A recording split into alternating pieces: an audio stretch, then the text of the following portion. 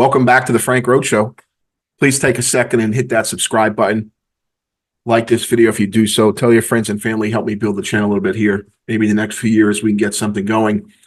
Be part of the national debate.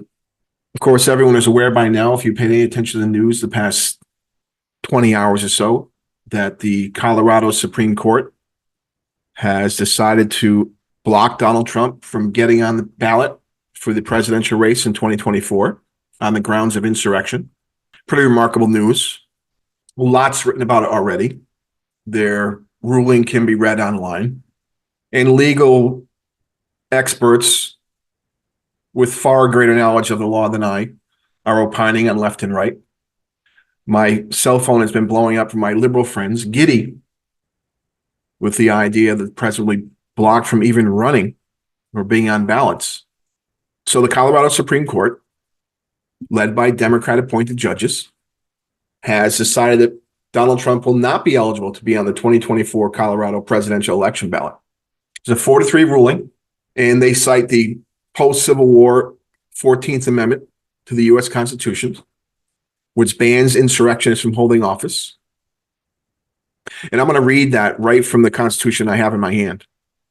The 14th Amendment to the U.S. Constitution, Section 3, no person shall be a senator or representative in Congress or elector of president and vice president or hold any office, civil or military, under the United States or under any state who, having previously taken an oath as a member of Congress, as an officer of the United States, or as any member of the state legislature, or as an executive or judicial officer of any state, to support the Constitution of the United States, shall have engaged in insurrection or rebellion against the same, or given aid or comfort to the enemies thereof. But Congress may, by a vote of 2/3 of each house, remove such disability. So that amendment was really about blocking Confederates from serving in the U.S. government. In any event, the Colorado Supreme Court decided that Donald Trump had engaged in insurrection by inflaming his supporters with claims of election fraud and directing them to the Capitol. They also determined, contrary to what you just heard me say, that the office of the president is covered under the insurrection clause.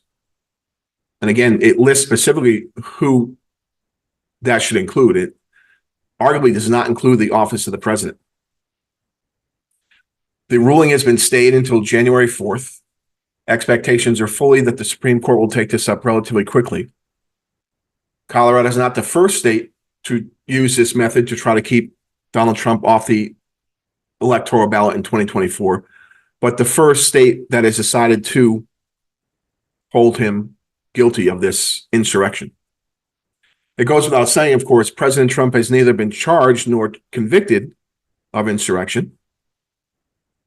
His public comments are there to find. Anyone can see them. So some of the comments in his speech on January 6th, that's President Trump, of course, complaining about the election having been stolen. He says at some point in his speech, and after this, we're going to walk down, and I'll be there with you. We're going to walk down. We're going to walk down. Anyone you want, but I think right here, we're going to walk down to the Capitol. We're going to cheer on our brave senators and congressmen and women. We're probably not going to be cheering so much for some of them, because you'll never take back our country with weakness. You have to show strength, and you have to be strong. We have come to demand that Congress do the right thing and only count the electors who have been lawfully slated. I know that everyone here will soon be marching over to the Capitol building to peacefully and patriotically make your voices heard. Other comments in his speech include, we must stop the steal, and then we must ensure that outrageous election fraud never happens again.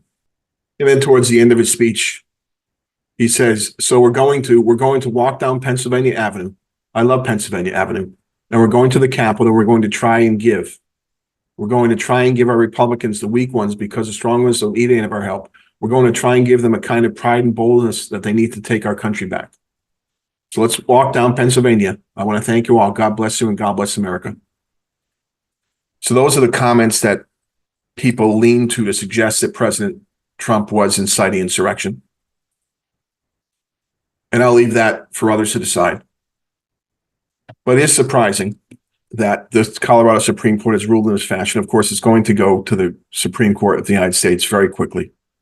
to be a serious precedent. Very popular right-leaning law scholar Jonathan Turley has opined on this situation. He says the court is dead wrong on this. The precedent they cite are inaccurate. And again, I remind you that he is being disqualified from the ballot in Colorado for what is a criminal offense neither proven nor charged. So we'll see how this works out. But I suspect what's likely to happen is the Supreme Court's going to knock this down. President Trump will be allowed on ballots across the country. And the voters will decide. Or the parties will decide at the national conventions. The other thing on my mind today is Japan. A couple of headlines over the past couple of days. Japan's Nippon Steel clinched a deal on Monday to buy U.S. steel for $14.9 billion in cash. The 122-year-old iconic steelmaker had passed on hooking up with a domestic rival, Cleveland Cliffs. The deal is priced at $55 a share, 142% premium to the August 11th last trading day. So nice for the shareholders, the C-suite, the people that can cash out on this deal. But another U.S. asset lost to a foreign national, to a foreign country. Just so happens in the same week, an iconic Fifth Avenue boutique building at 560 Fifth Avenue has been sold to the Japanese. The Gerst Harry Coffee Company is going to buy the building. Japan has been on a buying spree in New York City for some years now. They bought 604 Fifth Avenue in 2021 for $45 million.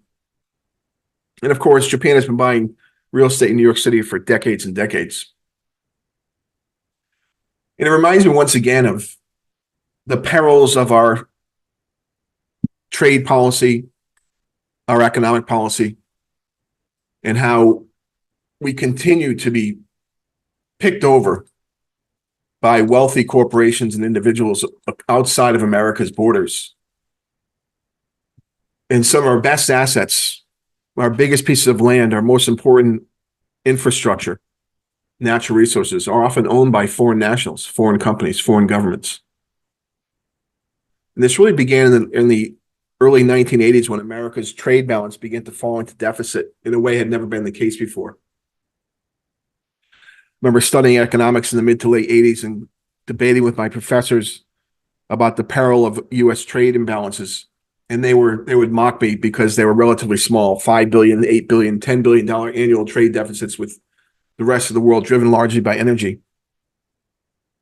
Of course, in 2023, we're going to run our first $1 trillion trade deficit with the world, largely driven by China to the tune of about $400 billion.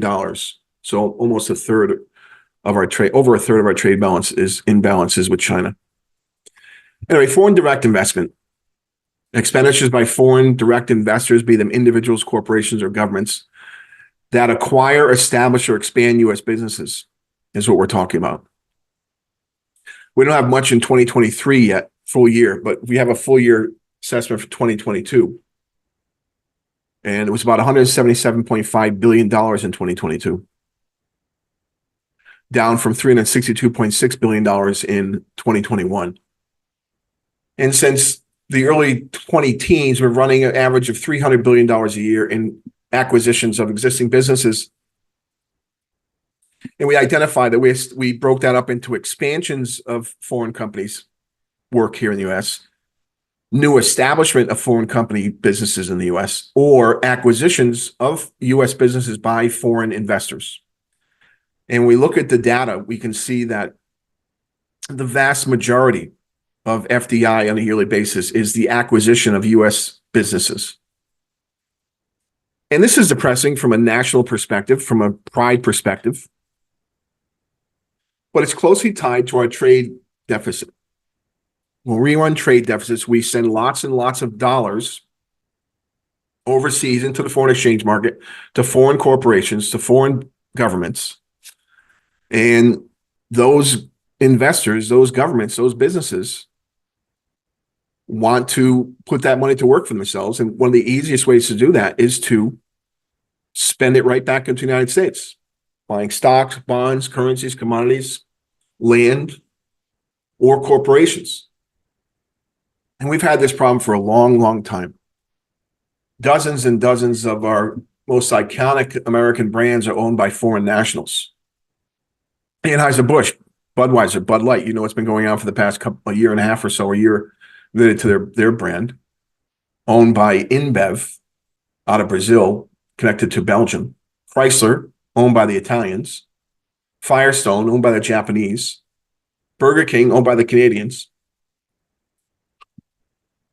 And I have more and more we can list.